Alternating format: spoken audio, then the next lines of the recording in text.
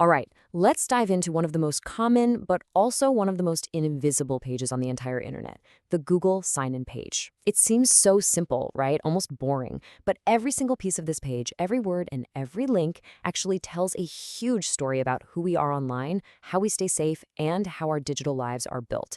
We're going to take a much closer look.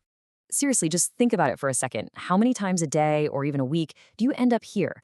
This page is basically the front door to your digital house. You use it all the time, but have you ever really stopped to, look at it?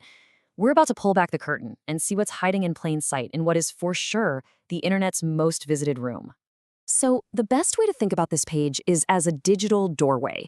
Or actually, maybe a better way to put it is it's like the passport control for this huge digital country, a country that holds your emails, your photos, your private documents, everything.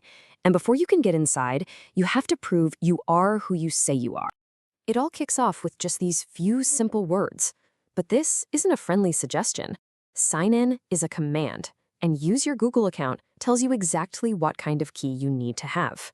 This is step one in a massive identity check that's happening millions of times, every single minute, all over the planet. Okay, so how do you prove it's really you? Well, you have to show them your master keys. And that brings us to the very heart of the sign-in process, the credentials you use to unlock your entire digital world. And what we're talking about here is something called your digital credential.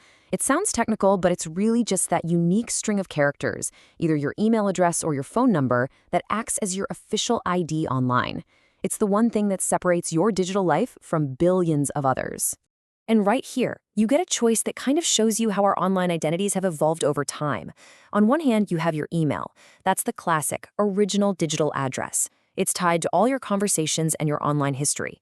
But then you've got the phone number, which is the modern way to do it. Why? Because it's tied to a physical thing that's sitting in your pocket right now. This makes it way more powerful for things like two-factor authentication, and honestly, it's a much safer way to get your account back if you ever get locked out. But look, this doorway isn't just about letting you in. It's maybe even more about keeping intruders out. And to do that, it's got some really smart, built-in safety levers that are hiding right there in plain sight. Oh man, we've all been there. You have that mini heart attack where your mind just goes completely blank. But this little link, it's not a button of shame. Think of it as a pre-planned safety net.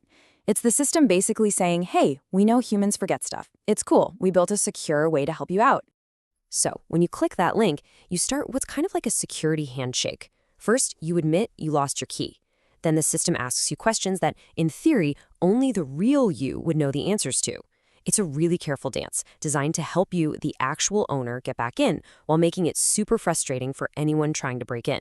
So remember, this is a recovery process, not just a simple password reset. Now this next bit is just a brilliant piece of quiet design. It's not a command, it's more like friendly advice. It's like a helpful guard at the door who sees you're in a place you don't normally visit, like a library computer or a friend's laptop, and gives you a heads up on how to stay safe. And here's why that advice is so important. Guest mode, or private browsing, creates a little temporary bubble for you to work in. It means that when you close that window, your password, your search history, all of your digital footprints get completely wiped from that machine. It's one simple click that gives your personal security a massive boost. So far, we've only talked about getting into an account that already exists. But what about creating a brand new one from scratch? Well, that brings us to another super important link on this page. This little link right here, it might look simple, but this is the official front gate. This is the spot where a brand new digital identity is born inside the Google world. Every single Google account that has ever existed started with a click right here, kicking off a person's entire digital journey. And finally, let's talk about the links that pretty much all of us scroll right past. Tucked away at the bottom of the page are three little words: help, privacy, and terms. Now, this isn't just boring fine print. This is the fundamental contract between you and Google. These are the rules of the house you're about to step into. Let's break it down real quick. Help is your lifeline. It's your support system for when things go wrong. Privacy, this is probably the most important one. It's the company's promise to you about what they will and, just as importantly, won't do with your personal data. And terms? Well, that's the legal rulebook you agree to play by just by using their stuff. Put them all together and they form your contract as a user. So as we wrap this up, I want to leave you with this one question. we've seen how this super simple page is actually a really sophisticated digital door, and all it wants is your key.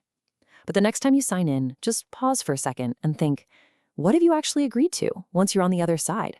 What are the rules of the room you just walked into? It's definitely something to think about.